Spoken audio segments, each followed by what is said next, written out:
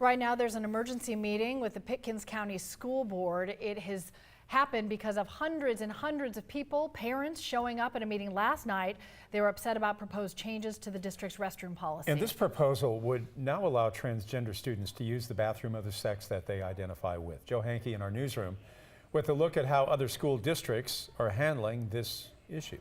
Well, Jeff, we reached out to several school districts around Atlanta today to learn about their policies for which bathrooms transgender students are allowed to use. Right now in Pickens County, until a permanent policy is in place, transgender students are allowed to use a gender-neutral bathroom.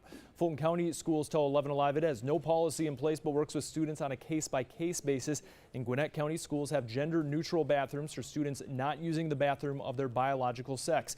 Atlanta Public Schools policy allows students to use the bathroom of their gender identity, and Forsyth County Schools have single-stall restrooms available for transgender students. Hundreds of parents last night in Pickens County opposed the superintendent's proposal to let transgender students use the bathroom of the sex they identify with. I will take everything in consideration tonight and make a full decision on where we go from here shortly thereafter. I do know several of the school systems that are also facing the same issue. That was the superintendent last night. The school board right now in a meeting and executive session on this topic, but it is unclear when a decision will be made by Pickens County Schools.